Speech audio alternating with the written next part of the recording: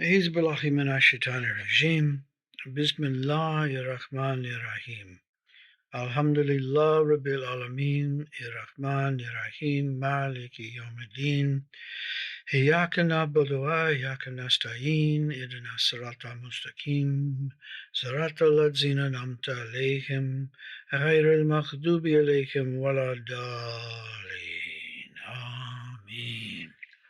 Who Madad, Madad, Madad, Ya Allah, Ya Rasulullah, Ya Abdul Qadir Jalani, Ya Ahmed Rafai, Ya Sheikh Tanner Ansari, Ya Sheikh Muzain Ansari, Ya Qutbullah Sahib al Baidan.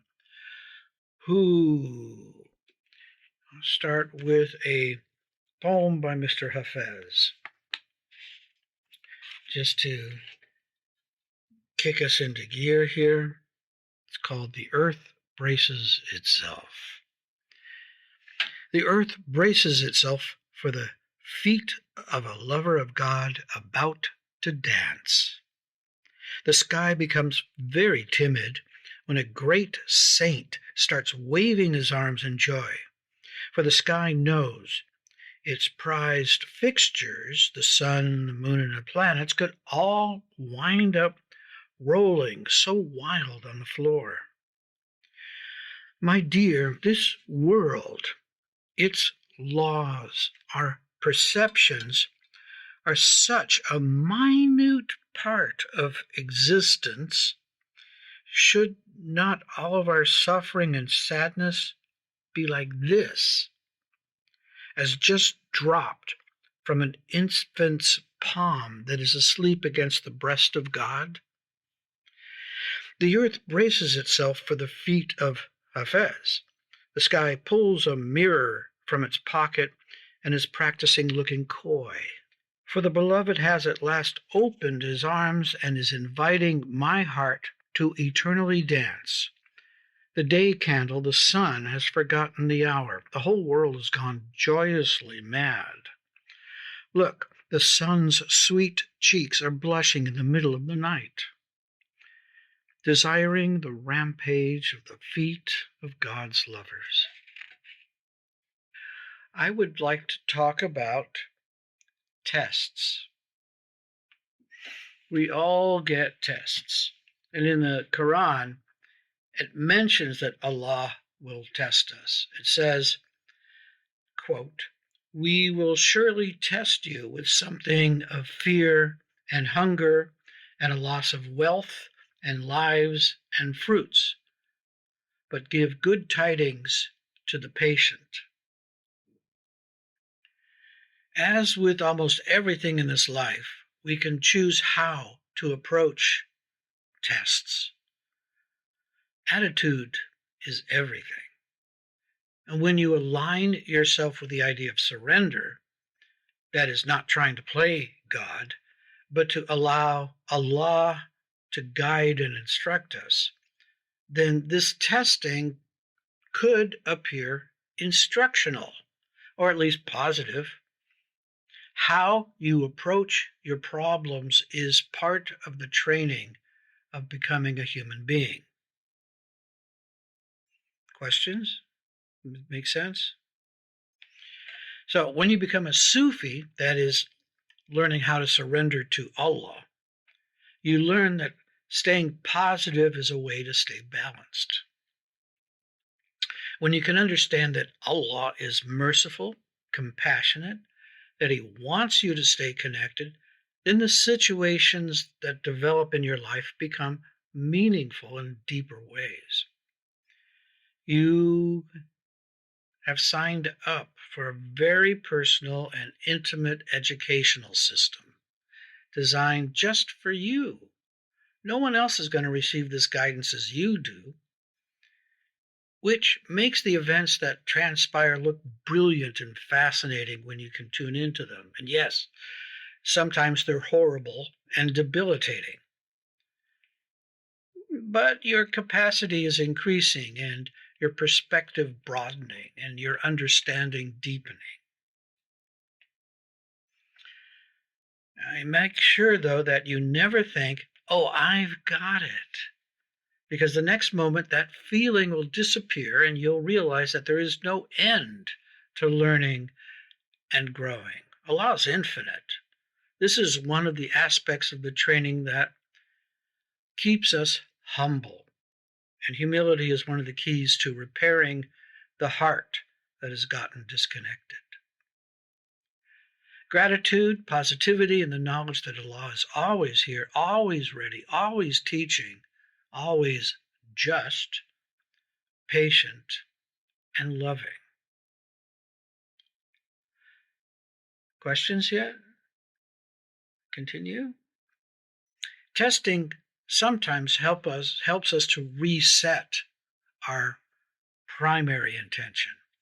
It stops us for a moment, which is a good thing. And that is when we remember to ask, what is our purpose here? It's not acquiring cars, clothes, computers, or clicks. It's not about being famous or rich. It's not about being happy or sad. The answer is staying connected to our heart and through the heart to Allah. Our friend has made it as easy as possible to keep our focus and intention clear. Of course, on this great sea of life, our little boat will get blown off course. That's natural. It's nature. And it's easy to be buffeted by emotional weather coming from relationships, work, or money. The directive we have is to get back on course. We're headed towards a safe harbor. And life is like sailing on the ocean. We never know what's going to hit us next. And the most important lesson here is to understand that there is no meanness or vindictiveness associated with any of it. So approaching the events as instructive or as guidance or a smack upside the head to help you remember who you are and why you're here, it can be taken as a love tap or a wake-up alarm. Who doesn't get wrapped up in their personal problems? And when we're nudged, we look up and around and notice that there are also other problems, like climate change, resulting in the oceans rising and massive storms, floods, and political chaos. Yes. And what are you going to do about it? We have to remember that we're responsible for what we can actually do with our own hands and voice. And I think it helps to remember that the news is based on a simple advertising concept. That which bleeds, leads. In other words, like all social media, the corporations make money on getting you emotionally involved. If they can get you angry, sad, or even agreeing with you, you are now part of their algorithm. You've become enmeshed in an unbelievably and impossibly to understand the tiny consumer bit in their machines. You're not known as a human anymore. You're known as a data point. And wherever and whenever you click your mouse, they're following your desires. And they'll prompt you for more by following up on whatever gets you involved. And this will lead to a disconnection in your heart, with depression and loneliness following closely behind. It is addictive, and binging, in somewhat called doomscrolling, snatches and subtracts time and valuable life. We haven't mastered our technology, but instead it is currently our master, and that is a test as well. Tests come in all kinds of shapes and sizes and ways. A question one might request from the friend is, please show me what I need. Help me recognize and learn your lessons gently and easily. because whatever lesson you need, if you don't get the hint, it will come back and hit you a little harder, and it won't go away until you have completed the assignment and passed the test. It's not because you are a failure or loser or any of that victim crap. This goes for every single person. No one gets a free ride here. The more responsibilities you are given, the more the lessons and therefore continuous tests. Of course, you can always get off the train of learning and growing. Nothing and no one is forcing you to advance. You do it because you choose to. To stop growing, all you have to do is say, that's enough. I'm good. I'm comfortable. I'm where I need to be.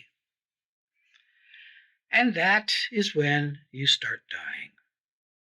That which is static, brittle, uncompromising, and arrogant dies. Living requires flexibility, balance, growth, humility, surrender, and a deep sense of the roots that are in the soil. Watching the trees and plants bend in the wind teaches flexibility. All of nature, when seen with the eyes of the heart and the mind, instructs us in what life needs to maintain balance. It's a guide that is always available for those that want to see or those that can see. And that means that every moment is a test in itself. Are you remembering to breathe slowly? Are you aware of what is around you? What is impacting you at this moment? Are you aware of others and able to serve appropriately? Or are you thinking about yourself again, locked in the dark closet of your own worries and needs? Tests help remind us that we once asked for closeness to the sacred. We want to learn how to open our hearts intelligently with sincerity and openness. Tests also show us when we have passed a lesson because we no longer are attached to the original filaments that bound us. And one by one, we cut the strings that made us puppets of our culture, our family, our friends, our religion, our community.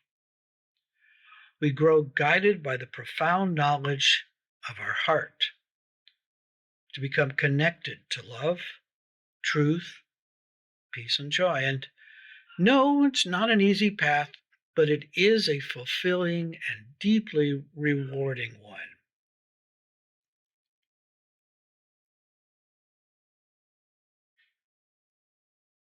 Is what you think until the big one rolls in.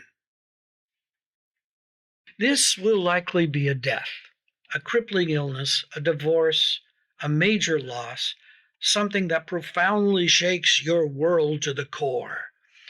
And you thought you had it together. Your entire personal edifice crumbles and you're left alone staring at gravestones. What happened to that fulfillment? Where did inner peace go? The friend is not jealous. She tapped you on the noggin to remind you that none of your worries and concerns really matter. The future goals, what could have been, if only, there's probably a completely new kind of world waiting for you, but you've got to shed the old skin to enter it. There's too many scratches, blisters, pimples, sores, and wounds for it to be effective any longer. And again, you have not failed, though you may hear that voice louder than the others. It just means it's time to move on. A new pathway is beginning to appear, The process begins, but then there's first the anger, the pleading, the negotiations, the fantasies of all those hopes and dreams, and slowly they will fade into the distance. The common pattern is first stripping anything away that is not you. And it's difficult to do this ripping away gently. It's usually painful. But then you become naked, vulnerable, and probably miserable. Oh, good. A new beginning. Yay! This is dying before you die. That old self could use a jolly nice funeral, probably. Some people gather photos and paraphernalia from their old world, place them in a container, and either burn them or bury them in a nice funereal kind of ceremony or a happy confetti time, or however they do it. To get to the new world where you belong, a rite of passage can be helpful. And then you want to know, well, who am I if I'm not any of that? That's a good question. This process is going to take a while. And as you consider what you've learned over the years regarding this situation, you realize, oh, so this is a test. This is a test? Yes, this is a test, if you approach it as such. You need to get your balance back and reconnect with your heart. It may be broken. It may be suffering. But you will get through this because you now know where your inner strength comes from. Being around friends of the heart will soften the blows and buffeting of this time.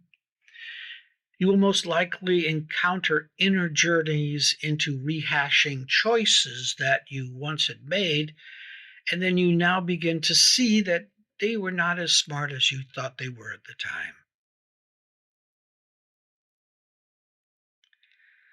I have found that having a place to assemble a spiritual first aid kit has often come in handy. Seeds, stones, photos, poetry, songs, gifts. They can assist in remembering who I was when I entered this old world, to remind me of beauty, love, some compassion, and simplicity. And they are like signposts of specific moments when I was able to touch my heart.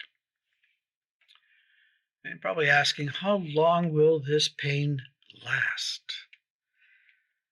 At least several months, if not several years. We're each unique, and this kind of transformation requires all of our various parts to undergo shifts in understanding and processing of the experiences. Several external tools are available. There's therapy with an experienced counselor, meditation, withdrawal for quiet reflection, artistic expression, athletic endeavors, travel, books, comedy clubs, improvisational theater, walks in nature. You may find it helpful to approach this like a scientist with objective curiosity, so that you approach it as an experiment, and you're trying to find out different ways to find out what works best for you. Anger is going to come up. If anger arises, you notice it, but you don't act on it. You find creative ways to channel it, and there's nothing wrong with feeling angry. It's part of the human equation. It is, though, important to find your path that allows you to detoxify. Keeping it in, not expressing it, will make you sick. So balance is dynamic, not static.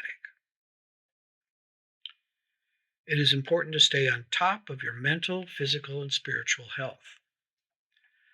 If you cannot withdraw for a period of time, Continue to do your job, but keep silent vigil on your heart.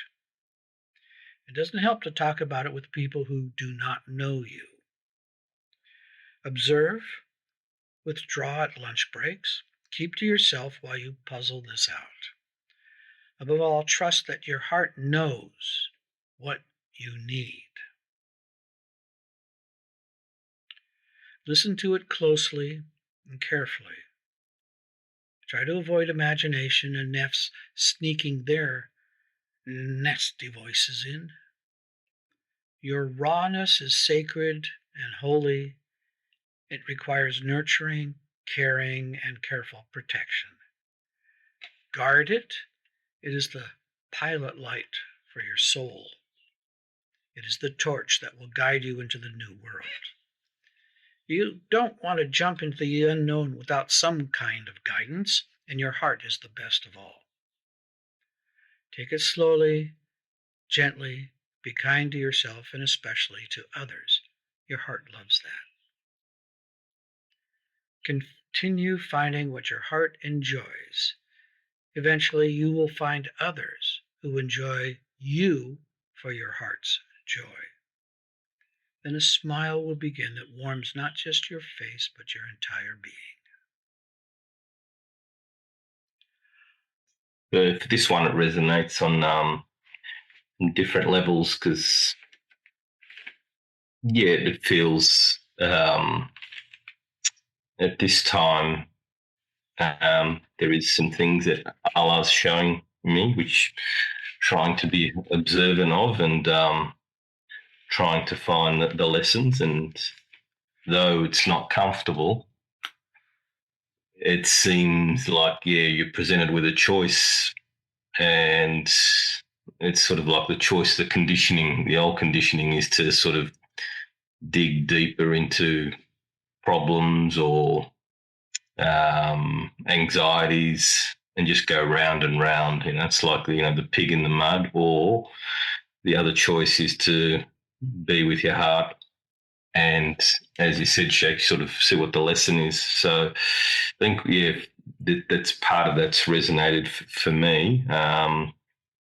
The other thing which sort of resonated about, if it bleeds, it leads.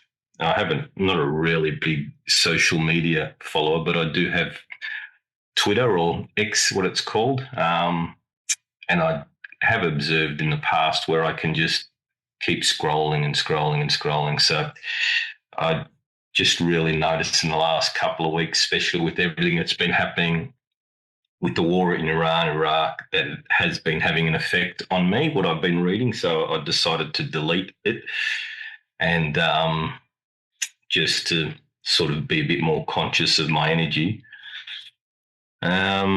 The third thing, and I suppose probably a question, is part of the lessons or one's individual test. So if one is observant, and I'm speaking quite general, it's probably a bit hard to be specific, but if one is seeing what the lesson is, but yet you're feeling, the anxiety, the worry, the frustration, all of the above, is it just that you just sort of be with your heart and hand it over to Allah, or is it also connected to going to the source of what's created that anxiousness and that frustration in the first place? Or is it case specific how you handle it? I think it's person specific. Yeah. How you want to deal with this. I want to go back to one of the early things that you said. I think it's important to be able to identify the voices that you're hearing and decide whether to listen to them or to ignore them. Because the nefs have all these different voices. They're not just one thing. They come from our parents, our teachers, and people that we've had experiences with. And so the voices come in and they're just saying, the old like tape loop. It's just kind of like just goes around and around. It doesn't change, but we're used to hearing it. Now, some of these are like below consciousness. They're going on, but we are picking them up. We hear them on a different vibe because we haven't brought them to consciousness yet. They're below that. And you can't do all of them all at once, but you can do them one at a time. So as they come up, like, well, you're just no good. You don't have any idea what you're doing. And you know that one? We all know that one. You look at it and you go, well, does it have any significant information that I can use? Or is it just doing the tape loop thing? And then you learn to ignore it. And then one of the things that we have that's wonderful about Sufism is we can identify it, and by using the strategy of fighting the nefs, you learn not just ignore it, but to rewire that little habit by going, instead of hearing that, I would rather say Bismillah or whatever zikr works for you to replace it, so that after a while, that energy now turns into something else. It takes a while. It isn't immediate. But what gets all this going is what your intention is. So to get to the root of what you're talking about, you have to identify and very often go back to what's the intention? What was my original intention? And then when you hear these voices, you ask, what is their intention? What do they want? What do they want from me? Oh, that one. That's my father trying to tell me to be a doctor, raise your status or whatever that one is. So I think it's important to identify the voices, and then when you're having trouble making a choice, go back to what your original intention is. And if that doesn't work, you go back one more step and you go, well, what am I doing here? What's the point? Well, what's my purpose here? And then you go, oh, yeah, Allah. I'm here because Allah wants me here, and I'm here to learn. And what am I learning? And then you're being present. Sometimes too, doing something physical like slowly breathing, going back into like clearing the mind, stopping the chatter, helps. The problem with the doom scrolling and all that is it increases the chatter, and it is addictive, and it's really hard to undo that. So the less you do it, the easier it is to be able to come to a quiet mind. But you can't hear your heart if the mind is noisy. So you do what you need to do to bring peace inside, at least for a few seconds, just kind of like, and that's why the breathing is so important. Does that help? Yes. Yeah. Thank you, Shane. Yeah, it does. And asking also, when you're trying to make a choice, which direction am I going? Am I going inward? Am I going outward? But the trick is to find the balance. We say it needs to balance both Zahir and Batin when you're making a choice. You can't depend on one or the other. You have to find the balance. So does this work outer? Does this work inner? Do I get information, or am I still waiting on some data? I don't have it in complete yet. Yeah. It feels, just on something that you said too, that's been coming up for me about the fear and doubt, and how, and I suppose for this one, fear and doubt for a long time has been something that's happening to me, or something that's been placed on me. And that's that's transferred to a little bit about what you're saying when fear and doubt is like, okay, so where did this come from? I'm experiencing fear and doubt, but is this something, from my mother who was highly anxious and fearful and of the world, or as an example, or is it from someone else? But recently, it's sort of like the Quran refers to shaitan as giving fear and doubt. Mm-hmm.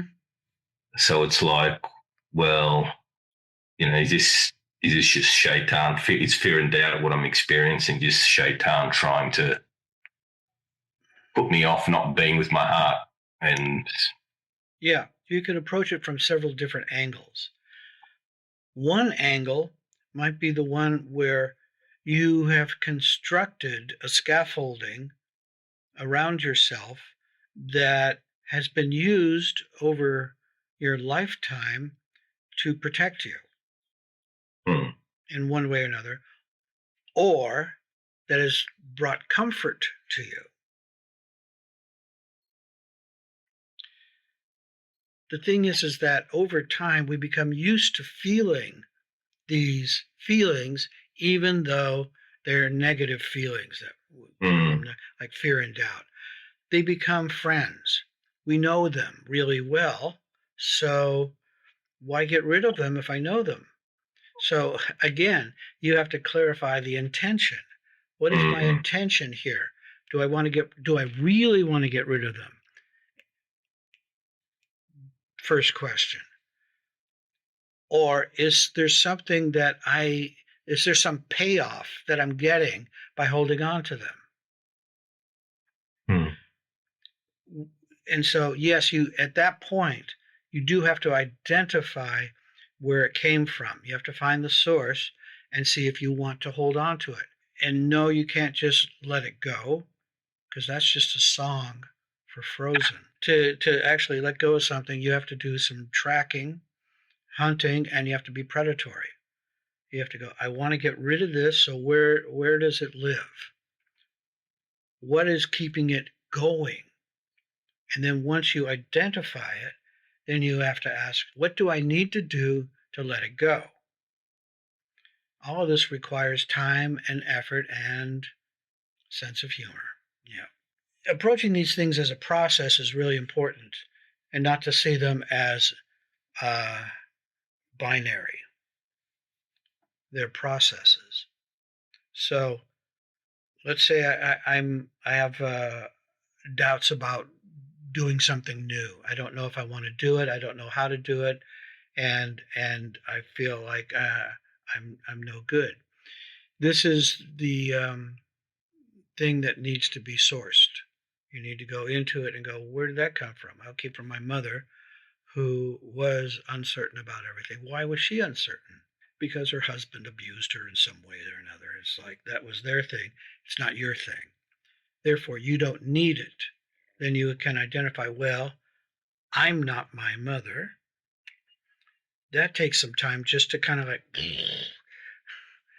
clarify that. I am not her doubts. I have my own life. And that means requiring separating and creating that boundary there. That might require some assistance. It may be some tools that you don't have yet, or you know the tools, but you don't want to do them. Because that requires change. Change requires effort and time, and they also require you to undergo the change, which is very often painful because it's uncomfortable. So all of this has to be kind of totaled up. I've got to do this and I've got to do this to get rid of that. Do I want to do that? Then you have to make the decision. Yes, I want to get rid of this, or no, I can live with it.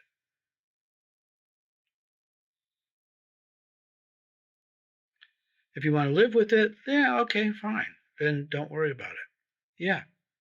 Just thinking, because I know that a lot of the voices are external, but there's one that's popped up. I'm going to keep this general, but there's one that popped up that I don't know I don't think it's come from anyone that I can think of from like when I was younger and stuff. So I'm trying to work out kind of, I don't know if it's like how it got there. I know it served a purpose when I was younger, and I know that this is one that I want to kind of,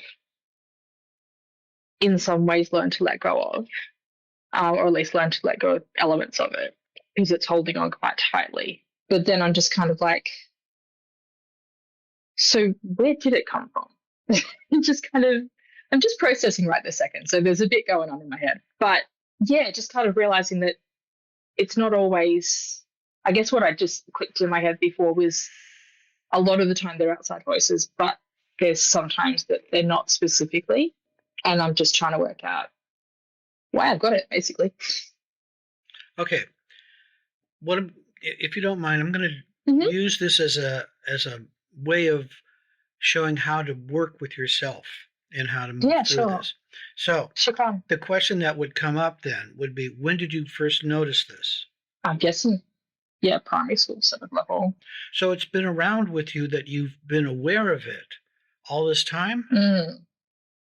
Yeah, on and off, especially in bigger sort of moments. Okay.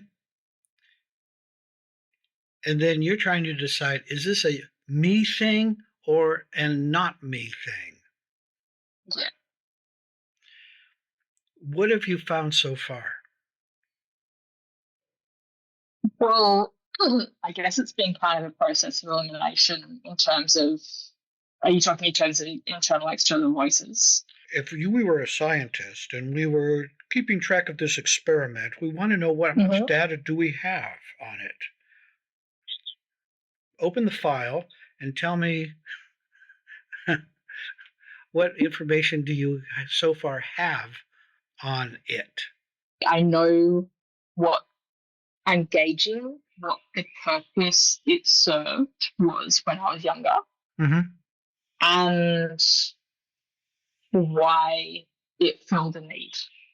I haven't noticed any links between that voice and external influences. When I've been looking at it, I noticed that it served a purpose when I was younger. And learning where it came into practice, like where it was beneficial in some ways. Okay. And why. And I'm noticing, well, from what I've analysed, I'm not seeing links to specific external sources. Okay, so you put it like it doesn't sound like this is something that someone's taught me. Yeah. You chose to put it in place and it worked. You created it and it worked. Yeah, it served a purpose when I was younger, definitely. Okay, I understand. I think I did the same thing. I did my own thing, but yeah. Now you have to figure out, does it work for me now? Is this something I want? If you think about it, like, I chose to do this, now I unchoose it. But the process of unchoosing is kind of like unlearning. Yeah. It takes just as much energy to set it back to zero, and then you have to start the new one. That's why I was talking about replacing it with a zikr or an affirmation or something that when it comes in, you replace it. But you have to have the intention and clarity in your head ahead of time so that you have a strategy that you can kick into place when it happens. This is how we change and overcome our nefs. It's one at a time, and it's making a clear intent, and as Sheikh Tanner would say, and you put it in the forefront of your consciousness. And then it becomes your primary directive for the next couple months. That's kind of how long it takes to change a habit. Something that's been around with you for so long, it's been years, decades. So this is going to take concentrated effort. And as you do it, let's say, can I ask what it is, or can you give me kind of a just general idea? It's about holding on, not wanting to let go. Right. Okay. So what you want to do then is find out those things in yourself or in the world around you that looks like they allow things to let go, like a river or a waterfall or the wind or the rain or anything that is fluid, as an example. I mean, you may have something else. Fire as well. Elements are great for this kind of thing.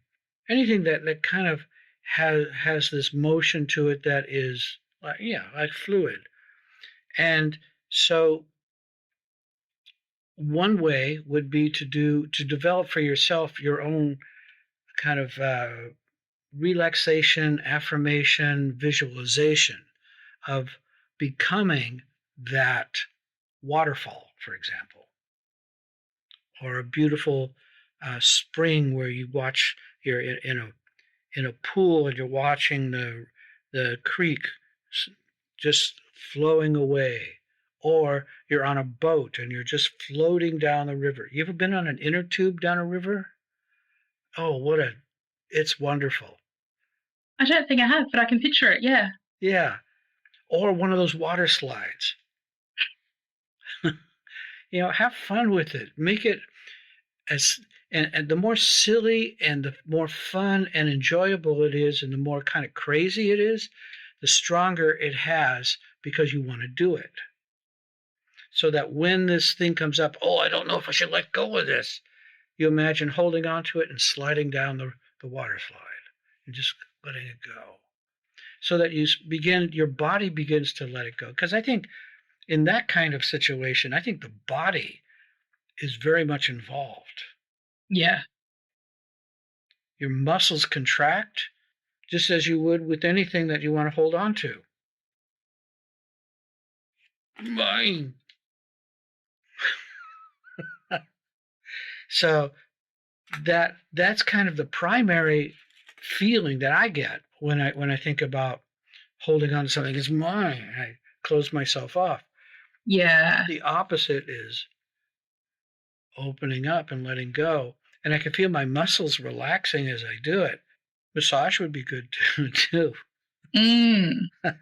So you see where I'm going with this. I'm kind of laterally thinking, well, what helps me let go of things? And so sliding, falling, flowing, getting a massage, just feeling my muscles becoming more relaxed, untensing. Shukran, Sheikh. Thank you. I will think about I'm getting too. massage supper. Yeah, hot bath works for me. Everything is, especially with a bad back. Getting in is kind of like, I keep forgetting this feels really good. My back goes, thank you. Why did you forget this? Heat's good. Yeah. Okay. Good question. Rosie, something you want to add? Go ask? Well, it goes right along with something you said earlier, and talking with Alameen, and then with what Rukaya was saying. So I've been working with this structure. You mentioned creating a structure for yourself. And so as a tiny toddler, I began creating a structure of protection. And it was basically watchfulness and observation based in fear. And it's what I grew up with. It worked. It helped. Just be careful, be watchful. Don't do anything to set them off. So, and also what you said a little while ago about how it is very physical. I mean, it's in the cells. It ends up in the DNA. It ends up, yeah. So what I've been doing, the lesson of it, as I've been working with this recently, is keep the watchfulness. Being watchful, being observant is good. It's useful. It's magnificent, really. I mean, paying attention. Those are all wonderful things. But to do it not in fear. You're not doing those things because you need the protection, you need to be careful not to upset the apple cart or, tip the boat, whatever. But being watchful and cautious and paying attention because there's so much wonderful things out there. There are so many interesting things. And yes, there are things that can protect us as well. There are dangers, you're walking across the street or driving or whatever, cooking. The stove is hot, yes. And so what has evolved over the months with me is to make use of those things, those attitudes and tools, but not using them because of fear. Instead, using them because of interest, because of the bottom line, a desire to grow closer to Allah through watchfulness and observation and paying attention. So that's how it's evolving for me. Okay. So it's working for you? Yeah. And it's really enjoyable. So, to not see that, to change the attitude for me and have those qualities, those tools, but not be using them because of fear. Okay, good. Use them for growing and interest and a little bit of danger and protection. We always have to be wary, things. There is, it brings up an idea that I've worked with sometimes because it was the only thing that worked for me, which was to break the structure of the fear, was to do exactly the opposite all the way, and to turn it completely on its head. And I can recall the exact time that I made that choice and that decision. I don't want to go too much into the history, but I needed to stop taking myself so seriously because it was driving me crazy. I was becoming depressed. Because if I didn't get enough affirmation from the outside world, I would go into a deep depression and go suicidal, basically, and just like, I don't want to go there anymore. So I thought, what can I do to stop it? So I'm 14 years old at the time. I don't want to go into that. So I decided I will try to look silly. I will become funny. I will allow people to laugh at me. I will help people laugh at me. If I can get people laughing at me, I am no longer can take myself seriously. So I studied routines from comedians to get started so that I could begin to do shticks and people would laugh. And it was like, that was so curing to me. But it was kind of like, somebody described it as when you take the snake out from the pipe, it's going to wiggle like crazy. And so I took that as a kind of image of like, you need to get out of the pipe. What do you need to do? Just wiggle first. Just get it all out so that you can then become normal. And it worked. it took a while. It wasn't an immediate kind of thing, but it was over time. I was like, yeah, okay. It doesn't matter what people think about me. That's fine. I'm not caught up in any of that now. But it was a long process and it was difficult and it was based on, of course, pain.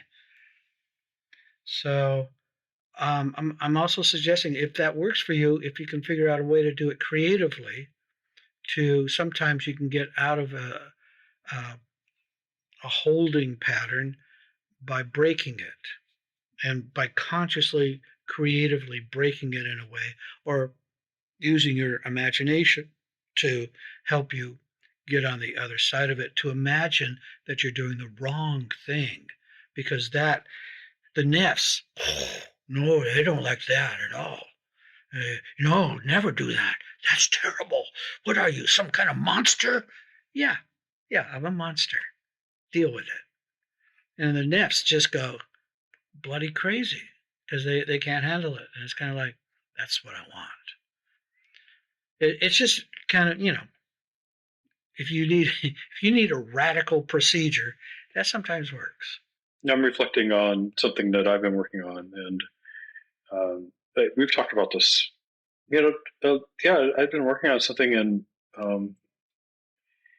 felt not so much like I got this, but I got it a bit more under control. Than I had this relapse, and I guess you could call it, where I kind of went back to my old ways, and I was like, crap. I'm like, all right, well, I guess I'm kind of starting at the beginning. It was a little bit disheartening, but yeah, I'm just thinking about some of the things that you talked about with respect to,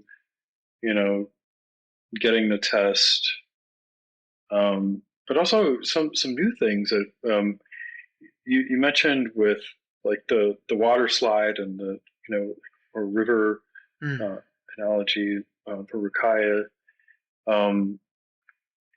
and maybe turning things on their head. I don't know that there's necessarily, or reflect on if there's a fear associated with this, but I'm sure there is somewhere in there. But yeah, well, those are some things I'd like to reflect on and apply it to this. Mm-hmm. About relapses, I think it's important not to fall into the loser victim trap and to see it as just, I didn't pass that test. That means I'm going to get it again. Maybe I can get it right this time. And have a sense of humor about it because, of course, you're not going to get it right every time. And what's happening is this neuroplastics process. This takes time.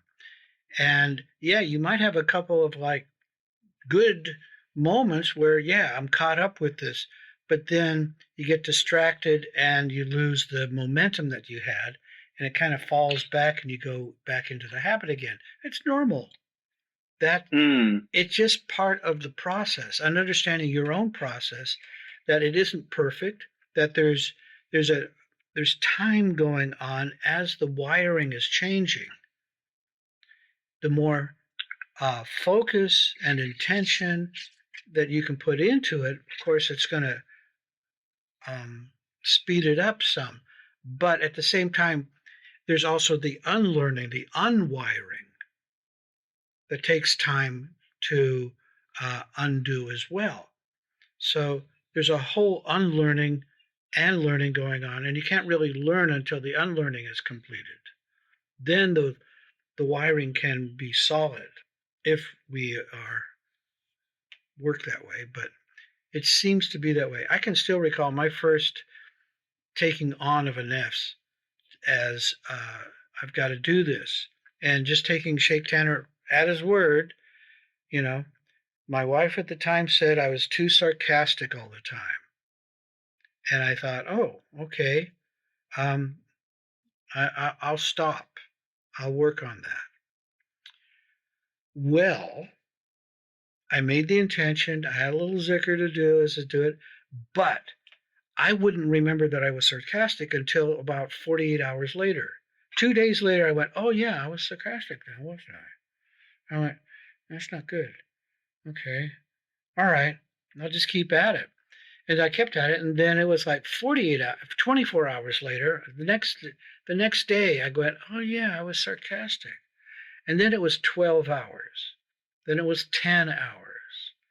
Then 2 hours, 1 hour. And this is over 2 months of just focusing on not being sarcastic until finally it's like I could see the words in my mouth.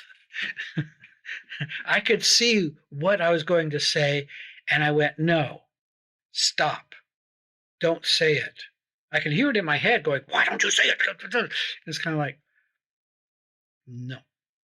And that had to go on for a bit of time until finally I wasn't getting these anymore. They were like passing me by, and I wasn't even paying attention to them anymore. And it was kind of like, and I could see it was like this one was a test. It was absolutely a test. It was like, I could say this. It'd be so right. It'd be so proper and good, and they'd laugh. And it's kind of like, no. And then it went by, and I went, I passed. I passed. So yeah, that time, effort, concentration, focus, and making it your one focus is how you overcome the nefs. And the thing is too, and this applies to everybody, is just because you're working on that nefs doesn't mean you're not working on everything below. Everything else is connected to that. But you can't move to the next level until you've taken care of the boss on this level. When the boss is done, you go to the next level. And you go through the same thing. You meet the boss there. You're not the boss of me. Come to the next level.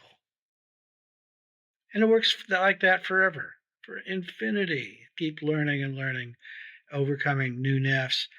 Nefs that you thought you had vanquished long ago comes back in a new form and a new mode.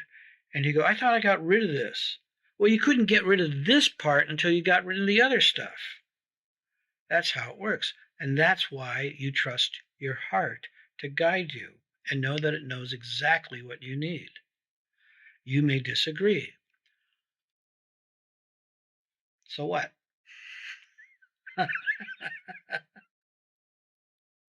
That don't matter.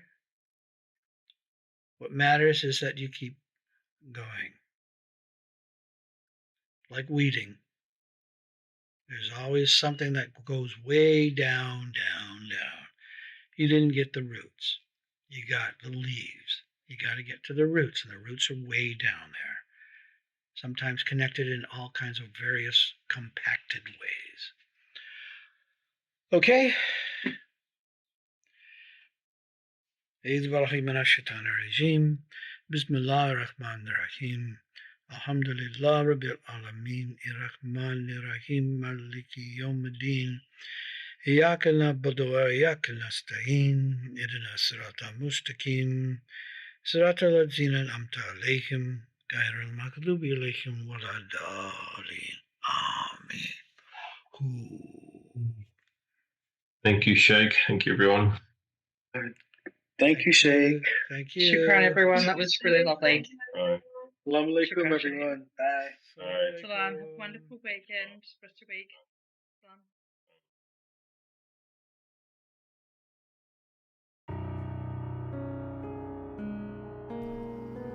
Assalamu alaikum, Marids, seekers, curious, and interested listeners. We appreciate you and are happy to share our Sufi message. Your donation will help support our Sufi Center in Sydney, where we do zikr, sohbet, spiritual counseling, and healing services. We believe the message should be free, but it costs equipment, rental services, software, and hardware to get this to you.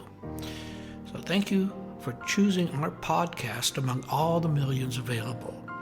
If you go to our website, AnsariSufiOrder.org, you will be able to donate through PayPal whatever you think this information is worth to you. Blessings and love, the Australian Ansari Sufi Order.